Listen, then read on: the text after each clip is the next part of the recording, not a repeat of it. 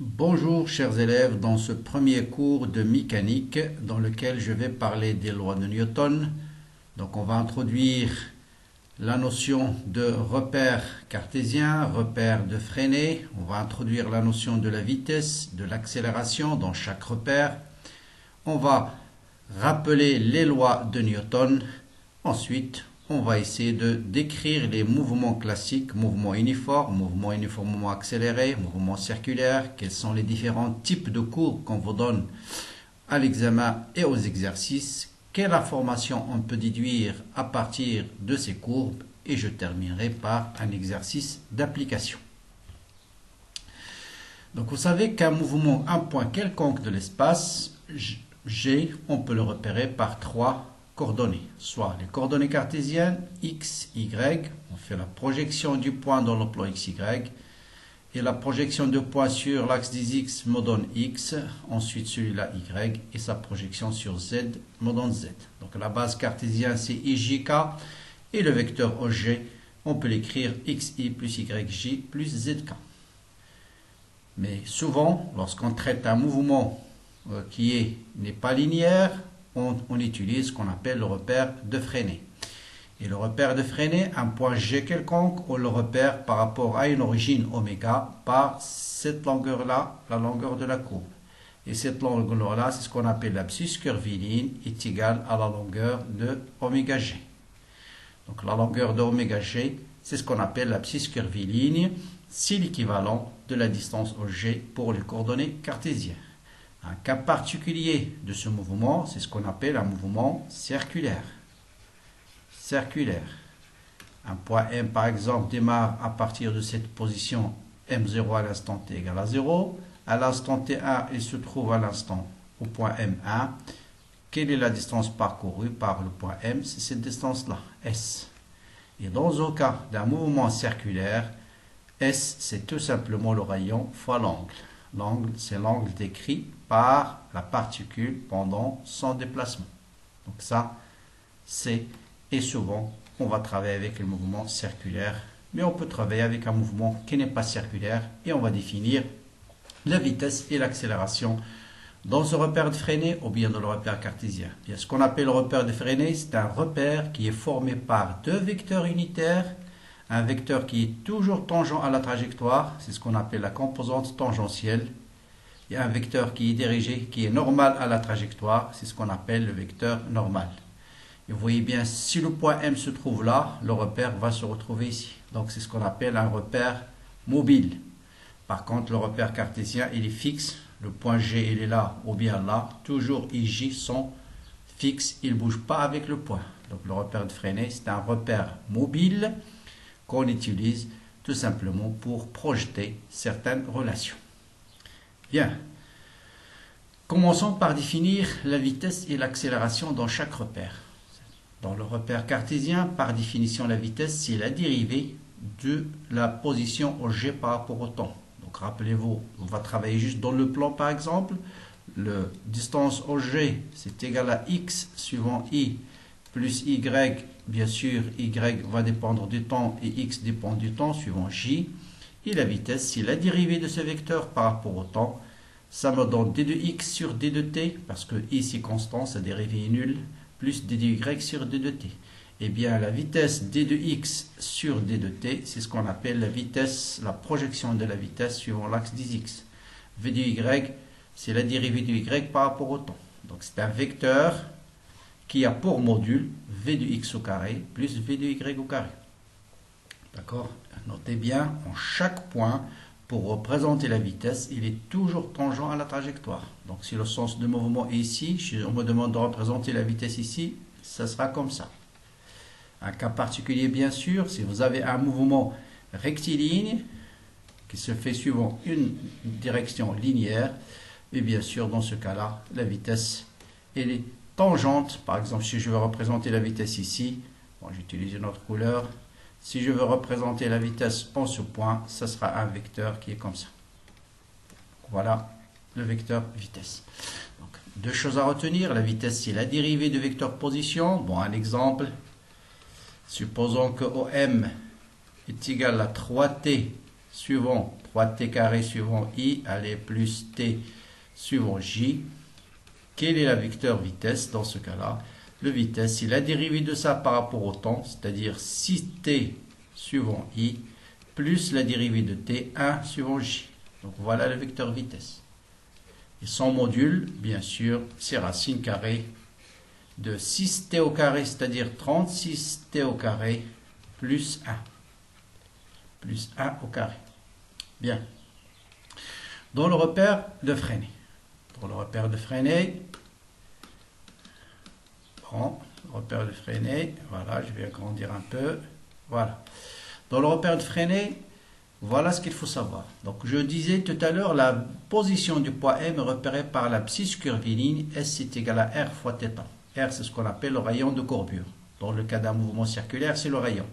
Mais dans le cas général, c'est pas le rayon si c'est pas un mouvement circulaire, le rayon n'est pas constant. Eh bien, la vitesse est égale à la dérivée de S par rapport au temps. Donc, la vitesse, c'est la dérivée de S par rapport au temps. Si le mouvement est circulaire et uniforme, vous avez bien sûr Fv est égal à R fois θ. Et donc la dérivée de la vitesse, S, je fais ça en direct. Donc S, c'est R fois θ. Donc la dérivée de S par rapport à t, le rayon est constant, ce sera R d de θ sur d de t. Et d de θ sur d de t, c'est ce qu'on appelle R oméga. Donc il est égal à R oméga. Donc la vitesse, il est toujours tangent à la trajectoire. Donc là aussi, c'est les tangentes, si le mouvement circulaire se fait dans ce sens-là, voilà la vitesse, il est tangent au cercle. Donc la vitesse, dans le repère de Freinet, elle est toujours suivant la trajectoire, tangente à la trajectoire. Bien, maintenant on va définir l'accélération. L'accélération dans le repère cartésien, c'est tout simplement A, c'est la dérivée de la vitesse par rapport au temps. Rappelez-vous, la vitesse, c'est la dérivée du vecteur position au m par rapport au temps. Si je dérive une deuxième fois, je trouve l'accélération, qui a pour composante x secondes, y secondes, z secondes, et le module, c'est racine carrée de ax carré plus y carré plus z carré. Je prends un exemple. Prenons x est égal à t carré au m, pardon. On va aller prendre un exemple au hasard. Prenons un vecteur au m qui est donné par t carré suivant i plus t suivant j. Quel est le vecteur vitesse? C'est la dérivée de ce vecteur par rapport au temps. Il va me donner 2t fois i plus j. Quelle est l'accélération de cette particule? La dérivée de 2t, c'est 2 suivant i, plus la dérivée de 1, c'est 0. Donc l'accélération, ce sera 2 suivant i. Dans le repère de Freinet, donc l'accélération possède en général deux composantes. Une composante tangentielle et une composante normale. La définition, voilà ce qu'il faut retenir. La définition de la composante tangentielle, c'est la dérivée du module de la vitesse. Notez bien. V, c'est le module du vecteur vitesse. Par exemple, ici, c'est quoi le module de vecteur vitesse? Le module de V, dans cet exemple, c'est racine carrée de 4t carré. 2t au carré, c'est 4t carré, plus 1. Donc, si je veux déterminer son accélération tangentielle de le repère de Freinet, je dérive cette quantité par rapport au temps. Et l'accélération normale, qui est dirigée suivant la normale, par définition, c'est le module de la vitesse au carré divisé par ρ. Ρ, c'est ce qu'on appelle le rayon de courbure. Donc, ρ, c'est le rayon de courbure. Bien. Que deviennent ces relations dans le cas d'un mouvement circulaire et uniforme? Bon, je vais faire un petit schéma. Si le mouvement est circulaire et uniforme, voilà. Imaginons, vous avez ici une particule qui se déplace sur un cercle. Voilà. Donc voilà, mettons le sens du mouvement et celui-là. Vous avez le vecteur U tangentiel U normal. Par définition, un mouvement circulaire, on a dit S est égal à R fois θ. La vitesse est égale à R fois oméga. Si le mouvement est uniforme, mouvement uniforme. Uniforme, ça veut dire tout simplement le module de la vitesse égale à une constante. Donc, dans ce cas, l'accélération tangentielle, bon, bien sûr, le vecteur vitesse, si on va le représenter, ça sera un vecteur qui est tangent à la trajectoire. Ça, c'est la vitesse. Ça, c'est la vitesse. Maintenant, l'accélération tangentielle, c'est la dérivée du module de V par rapport au temps suivant la tangente. Et puisque le module de V égale à 0, l'accélération tangentielle égale à 0.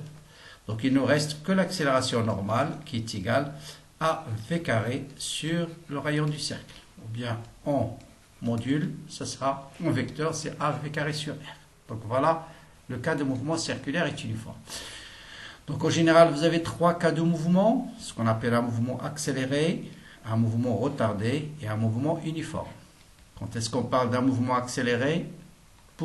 Si on vous dit déterminer la nature du mouvement, il faut toujours calculer le produit scalaire de A fois V.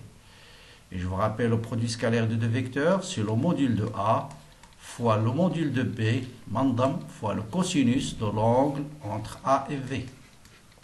Donc, tout dépend de l'angle, de cosinus de l'angle. Si le cosinus est positif, vous avez un mouvement accéléré. Si le cosinus est négatif, vous avez un mouvement retardé. C'est le cas ici. Vous voyez l'angle ici, il est supérieur à pi sur 2. Donc, le cosinus est négatif. Donc, c'est un mouvement retardé. Si le cosinus est égal à 0, ça veut dire θ égale à pi sur 2. Vous voyez bien que l'angle entre la vitesse et l'accélération, c'est pi sur 2. Dans ce cas-là, le mouvement est circulaire, est uniforme. Il n'y a pas d'accélération tangentielle, l'accélération se réduit à sa composante normale et dans ce cas, vous avez un mouvement circulaire uniforme. Voilà les trois types de mouvements, ce qu'il faut retenir. Et là, je vais vous dire chaque fois le type de cours qu'on vous donne dans les exercices. Donc, il y a ce qu'on appelle mouvement rectiligne et uniforme. Rectiligne, ça veut dire la trajectoire est linéaire. Donc, voilà ce qu'on appelle un mouvement rectiligne. Le point se déplace sur une droite. Uniforme, ça veut dire la vitesse, le vecteur vitesse égale une constante. D'accord? Rectiligne, c'est le module de V. Bon, juste le module de V est égal à une constante. D'accord? Donc, si la vitesse égale à une constante, l'accélération, bien sûr, va être égale à quoi? Dans le cas d'un mouvement circulaire est uniforme, l'accélération, c'est égal à la dérivée de la vitesse par rapport au temps. Si la vitesse égale à une constante, sa dérivée, bien sûr, va être nulle. Donc, l'accélération, elle est nulle. Là, on se déplace suivant une seule droite. Donc, l'accélération, si on appelle cet axe-là l'axe des x, l'accélération se réduit à sa composante suivant x, à x suivant y. Il a une seule composante. Donc, si la vitesse Vx égale à une constante, donc Ax égale à 0, Vx en fonction du temps, ça sera une constante. Si on vous donne par exemple l'évolution de la courbe de Vdx en fonction du temps, déduire la vitesse, c'est justement cette valeur-là. Si on vous donne x en fonction du temps, dans le cas d'un mouvement rectiligne et uniforme, la vitesse, c'est la pente de la courbe x en fonction du temps. Pourquoi? Parce que si v égale une constante, donc ça veut dire x est égal à v fois t plus x0. Donc x en fonction du temps, c'est une droite. Voilà x égale à vx fois t plus x0. Donc la pente de cette droite permet de déterminer le vecteur vitesse. Ça veut dire quoi? Un mouvement uniforme, si vous prenez à distance m1, m2, m3, si vous prenez des points espacés avec la même distance, donc le temps qu'a mis la particule, il est le même entre m1 et m2, entre m2 et m3. Voilà ce qu'on appelle un mouvement rectiligne et uniforme. Ou bien si on veut déterminer par exemple la vitesse moyenne, c'est m3 moins m1 sur 2 taux. Taux, c'est le temps mis par la particule entre deux points consécutifs. Qu'est-ce que c'est qu'un mouvement rectiligne uniformément varié? Rectiligne, ça veut dire toujours le mouvement se fait suivant une droite. Maintenant, on a, c'est A qui est égal à une constante. L'accélération qui est égale à une constante. Donc, vous avez l'équation du mouvement, d'accord? Donc, l'équation du mouvement, ça sera x est égal.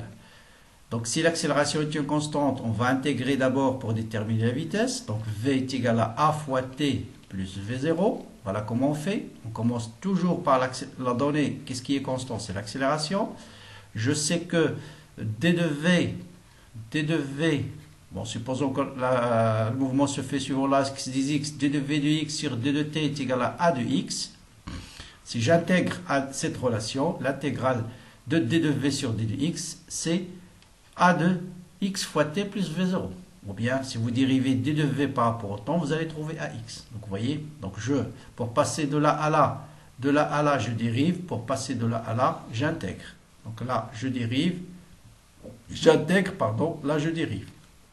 Maintenant, v, c'est égal à quoi? Ça c'est d de x sur d de t. Donc, j'intègre cette relation pour trouver x. L'intégrale de t, c'est t carré sur 2. T carré sur 2. L'intégrale d'une constante, c'est v0 fois t. Et bien sûr, toujours ajouter une constante qu'on appelle x0. Donc, x en fonction du temps, c'est une parabole. D'accord? Maintenant, on vous donne souvent cette courbe-là, v de x en fonction du temps. Et v de x en fonction du temps, c'est une droite. Et la pente de cette droite, c'est l'accélération. Donc, à partir de tangente alpha, on prend deux points quelconques. On calcule delta de v sur delta de t. Et l'accélération, c'est delta de v sur delta de t. Donc c'est surtout, ou bien si on vous donne l'accélération en fonction du temps, bien sûr, la valeur de l'accélération, elle est donnée. Mais dans ce cas-là, c'est surtout, on vous donne la vitesse en fonction du temps. Bien. Vous avez aussi une relation importante, c'est ce qu'on appelle la relation indépendante du temps. Donc v de b au carré, si vous prenez deux points ici, un point B et un point A, vous savez que la vitesse au point, ou bien un point A, bon, c'est la même chose, hein. On va prendre le point A et le point B, mais c'est la même chose. La vitesse au point B au carré moins la vitesse au point A au carré est égal à 2 fois l'accélération facteur de cette distance-là. D, c'est la distance AB. Donc, je peux écrire 2D fois A. Vous voyez, cette relation elle est très importante. Si vous avez par exemple un objet qu'on lance avec une vitesse initiale nulle, il va arriver ici avec une vitesse v. Si on vous donne la hauteur h et l'angle alpha, vous allez déterminer d. Et donc, vous pouvez déterminer tout de suite l'accélération. C'est v de b au carré moins 0 est égal à 2a fois d. Donc, vous voyez, la connaissance de la vitesse finale et la vitesse initiale et la distance parcourue permet de déterminer l'accélération. Ça, j'en ai parlé tout à l'heure. Le produit A fois V permet de déterminer la nature du mouvement. Est-ce qu'il est accéléré, retardé ou bien uniforme? Il suffit de calculer le produit scalaire A scalaire V. Bon, si vous voulez, d'où vient cette relation? Bon, voilà, j'ai fait ici une démonstration rapide. Si vous avez V est égal à A fois T plus V0, vous pouvez déterminer T, c'est V moins V0 sur A. Remplacez T dans l'équation 1 demi AT carré plus V0 fois T plus X0. Voilà, factorisé par V moins V0 sur A, et ce terme va se réduire à V plus V0. Donc V moins V0 facteur de V plus V0, c'est V au carré moins V0 au carré. Et on retrouve la relation indépendante du temps. Je termine. Bon, j'ai pas encore fini. Là, je rappelle brièvement les lois de Newton. Vous avez trois lois. La première loi, c'est le principe d'inertie. Qu'est-ce qu'il vous dit ce principe? Dans un repère galiléen, si un système est assimilé à un point, d'abord il faut qu'on ait un point matériel, il est soumis à aucune force, donc c'est la somme des forces est égale à 0. Ce principe vous dit que le point il est soit immobile, soit en mouvement, et s'il est en mouvement, il est en mouvement rectiligne et uniforme. Donc, voilà le principe. Donc si la somme de forces est égale à 0, la particule elle est soit immobile, soit en mouvement rectiligne et uniforme. Deuxième loi de Newton, c'est ce qu'on appelle le principe fondamental de la dynamique. C'est celui que vous utilisez tout le temps dans les exercices. Chaque fois vous allez définir quel est le système étudié, quelles sont les forces appliquées. On vous dit appliquer le principe fondamental de la dynamique. Et ce principe vous dit tout simplement la somme de toutes les forces extérieures qui agissent sur la particule doit être égale à la masse fois l'accélération.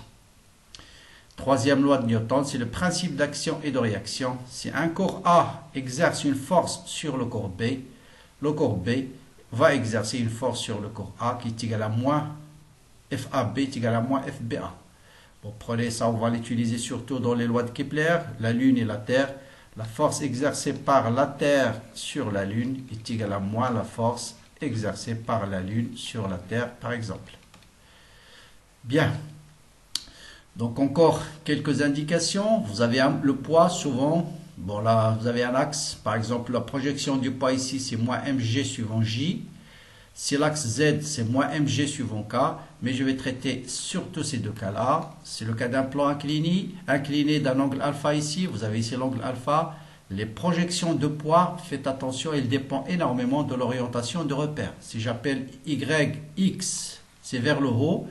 Vous voyez bien que cet angle, d'abord, il se retrouve toujours ici, entre le poids et la perpendiculaire au plan. Donc la projection de P de X, c'est cette quantité-là. Vous voyez bien qu'il est opposé à l'axe des X. Donc c'est moins mg, côté opposé, c'est sinus alpha. Et PY, c'est cette quantité-là, PY. Donc côté adjacent, c'est cosinus. Comme OY est vers le haut, donc c'est moins mg cosinus. Je vais prendre un autre cas ici, XY. Peu importe, faites attention, il se peut qu'on appelle celui-là X et celui-là Y, il ne faut pas se tromper. Donc juste tout de suite cet angle alpha, le poids P, vous voyez bien que P maintenant possède deux composantes, quelle est sa projection suivant X, maintenant j'ai appelé comme ça au hasard X celui-là, donc c'est cette quantité-là. Donc c'est le côté opposé, c'est moins Px égale à moins mg cosinus alpha, et quelle est sa composante suivant Y, c'est ce vecteur-là. Vous voyez bien, cette fois-ci, il est suivant plus EY. Donc, P de Y, c'est plus mg sinus alpha. D'accord? Donc, voilà comment on projette un vecteur dans le cas du plan incliné. Donc, notez bien, il se peut juste qu'on vous change les appellations. Il ne faut pas se tromper. Je finirai par un exercice général où on va traiter pratiquement toutes les notions qu'on vient de déterminer. On vous dit, voilà l'équation du mouvement d'un point quelconque, x égale à 3 fois t, y égale à 0, z égale à moins 4t carré plus 5t. Donnez l'équation cartésienne de la trajectoire, déterminer l'expression du vecteur position et en déduire sa norme à t égale à 1,5, quelle est la position de cet objet à t égale à 1,5, déterminer le vecteur vitesse et le vecteur accélération lorsque le point se trouve au sommet de la trajectoire, lorsqu'il se trouve dans le plan z égale à 0, déterminer l'accélération au point O et point A dont les abscisses sont 0 et 2 mètres et donner une conclusion. Et ensuite déterminer les composantes tangentielles et normales. Ça veut dire qu'il faut travailler dans le repère de Freinet et déterminer le rayon de courbure au point O et à l'instant t égale à 1,5. Donc là, l'exercice. Donc on va traiter un mouvement qui se fait dans le plan. Voilà, dans le plan O. Voilà, appelé ici X et Z. Voilà, on travaille dans le plan Y égale à 0. Donc le plan XZ. Bien. Première question, donner l'équation de la trajectoire. Donc si on vous pose l'équation de la trajectoire, il faut éliminer le temps. Il ne faut pas que le temps apparaisse dans cette équation. Donc on va chercher le temps dans l'équation la plus simple. Si ici par exemple, t est égal à x sur 3. Ensuite, remplacer t ici. Donc z, ça sera moins 4 x au carré sur 9 plus 5 fois t, t fois x sur 3, 5x sur 3. Et donc vous avez z en fonction de x, c'est ce qu'on appelle l'équation de la trajectoire. Le temps n'apparaît plus. Donc là, c'est une parabole. Donner l'expression du vecteur position. Donc vecteur position par définition, c'est x suivant i plus z suivant k. Il suffit de remplacer x par sa valeur et z par sa valeur. Quelle est la position du point M à l'instant t? Donc là, il suffit de remplacer t par sa valeur. Donc vous remplacez t par 1,5, ça vous donne 4,5 suivant i, moins 1,5 suivant j. Quelle est la distance au M? D, c'est la distance du vecteur au M. Par définition, c'est racine carrée de x carré plus y carré.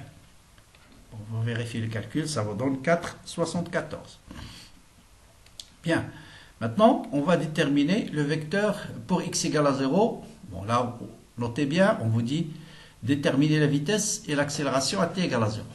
Eh bien, là, il faut revenir sur l'équation de mouvement. On avait x est égal à 3 fois t. Donc, si x égale à 0, automatiquement, t égale à 0. D'accord? Et si t égale à 0, on avait déterminé la vitesse en fonction du temps. Voilà, elle est là. Vous allez remplacer dans cette expression t par 0. Qu'est-ce qu'elle va rester ici? 0. Donc 3 fois i plus 4 fois k. Donc voilà, 3 fois i plus 4 fois k. Donc le module, c'est racine carrée de vx au carré plus vz au carré. 9 plus 16, ça vous donne 25, 5 mètres par seconde. Maintenant, l'accélération, je dérive la vitesse. Donc, l'accélération, on avait trouvé quoi? L'accélération, c'était constante. Donc, il n'y a rien. Donc, l'accélération, elle est la même, quel que soit le point. Quel que soit le point M. Car le module de A est égal à une constante. Maintenant, pour x égale à 3,5, le même calcul. Donc, si x égale à 3,5, je vais déterminer t. T, c'est x sur 3. Donc, 3,5 sur 3,75 sur 3, ça vous donne 1,25. Ensuite, je remplace dans l'expression de la vitesse v par sa valeur. Voilà ce que je trouve. Et l'accélération, elle est toujours constante. Quatrième question. Comme le vecteur vitesse est constant, suivant z, alors au point O et A, on a la même accélération. Donc vous voyez, conclusion, on vous dit quelle est la conclusion. Vous voyez bien qu'on a trouvé la même accélération au point x égale 0, au point x égale 375, car l'accélération est une constante. Maintenant, déterminer, et là il faut faire attention, on va travailler dans le repère de Fresnel. On va appliquer les formules que j'ai démontrées tout à l'heure. Qu'est-ce qu'on a dit? L'accélération tangentielle, et là vous allez comprendre la remarque tout à l'heure, c'est la dérivée du module de la vitesse par rapport au temps. Donc je calcule d'abord le module de la vitesse. Donc rappelez-vous, la vitesse c'était quoi? La vitesse c'est 3i plus 4 moins 8 fois t. 3v c'était 3 fois i plus 8 moins 4 fois t suivant k. Vous voyez bien que le module de cette vitesse c'est vx au carré qui est 9 plus 8, 4 fois t, moins 8 fois t, moins 8 fois t plus 4. Donc ça veut dire moins 8 fois t plus 4 au carré. Et ça vous donne 64 t carré moins 80 t plus 34. Maintenant, l'accélération tangentielle, c'est la dérivée de cette quantité. Et la dérivée de racine de f par rapport à t, c'est f' sur 2 racines de f. Donc vous dérivez 64 t carré moins sur 2, ensuite vous divisez par 2, ça vous donne 64t moins 40 sur racine carrée. Voilà l'accélération tangentielle. Ensuite, on nous dit de déterminer la composante normale. Bon, d'après le repère de Fresnel, tous les étudiants vont dire A normal, c'est V carré sur ρ. Je connais V, donc je connais V carré, je divise par ρ. Mais ρ n'est pas donné dans l'exercice. Donc on ne connaît pas ρ. Donc on va utiliser, on va profiter du fait que je connais le module de l'accélération. Je le connais. Et c'est ça qu'on va utiliser. Donc on connaît que le module de l'accélération, c'est la composante normale au carré plus composante tangentielle au carré. Et ça, on a démontré qu'il est égal à 8. Je connais la composante tangentielle. Je connais le module de A. Donc je peux déterminer la composante normale. Donc AN au carré, c'est 8 au carré, 64, moins AT au carré. Je remplace AT par sa valeur. Je viens de le déterminer. Voilà AT, c'est cette quantité-là. Il y a beaucoup de calculs ici, il faut attention. Donc je remplace AT carré par sa valeur. Je mets même dénominateur et je trouve la composante normale. Enfin, maintenant, je peux déterminer le rayon de courbure. Et par définition, c'est V carré sur ρ. Bon, il y a un peu trop de calculs, c'est plutôt cette partie-là. C'est pour un élève de sciences maths peut-être. Donc ρ, c'est V carré sur la composante normale. Donc V carré, voilà. Je dérive par sur A normal cette quantité-là. Et je vous laisse le soin de faire un petit calcul. Donc là, vous mettez tout sur la racine. Et vous allez déterminer cette quantité-là. Donc au point O, R égale, au point O, on va déterminer t égale à 0. Donc vous remplacez t par 0. Il va vous rester 34 au carré divisé par 576. Et vous vérifiez que c'est 8,76. Si t égale à 1,5, vous remplacez ici t par 1,5, vous allez trouver 108. En fait, la trajectoire, je crois, il me semble que j'ai loupé une question. La trajectoire, voilà, elle est comme ça. D'accord? Donc, Z, X, voilà ce qu'on appelle le sommet de la trajectoire. Et au sommet de la trajectoire, vous avez une vitesse qui est horizontale. Ça veut dire sa projection suivant Z égale à 0. Donc, pour déterminer cette position-là, X, sommet, il faut utiliser V de Z égale à 0. Bien. Voilà, peut-être j'ai sauté cette partie-là. Donc, on avait déterminé le vecteur vitesse et le vecteur accélération. On nous dit au sommet de la trajectoire. Donc, vous voyez bien qu'au sommet de la trajectoire, la vitesse, elle est tangente à la trajectoire. Comment on reconnaît le sommet de la trajectoire? La projection de la vitesse sur l'axe z égale à 0. Voilà la relation qu'on utilise. Donc V de Z, on a l'expression de V de Z, c'est moins 8 fois t plus 4. On pose ça égale à 0 et on détermine le temps. Et si je connais le temps, je remplace dans V de x et je détermine la vitesse. Donc V de x est égal à 3i. Je détermine dans l'expression de la vitesse, pardon. Voilà l'expression, je remplace t ici par 0,5 et vous allez trouver ce terme égal à 0. Il va vous rester 3 fois i. Et bien sûr, l'accélération, elle est constante, quel que soit le point. Maintenant, si l'objectif ou bien le point arrive sur le plan x égale à 0, z égale à 0, vous voyez bien qu'en ce point, z égale à 0. Donc je retrouve pour déterminer par exemple la distance OX, ce qu'on appelle la portée en fait, la portée, ça on va le voir dans le chapitre suivant, la portée de la trajectoire, qui est la longueur maximale où va se déposer cet objet-là. Il suffit de revenir sur l'équation de la trajectoire et poser z égale à 0. Parce que ce point a pour coordonnées x max et z égale à 0. Donc je remplace z par 0 et je factorise par x. Bien sûr, x égale à 0, c'est ce point. Et la deuxième solution, c'est cette position-là. Donc voilà pour cet exercice-là d'introduction à la mécanique. J'ai essayé de rappeler les lois de Newton, repère de Freinet, comment calculer la vitesse et l'accélération de le repère de Freinet. Bon, en général, on vous pose des questions beaucoup plus simples que ça. Bon, il suffit de voir par exemple le sujet de l'année dernière de rattrapage que je vais corriger, Inch'Allah, demain en direct avec vous à 22h. Voilà, la prochaine donc pour d'autres sujets sur la mécanique. Bon courage et à bientôt.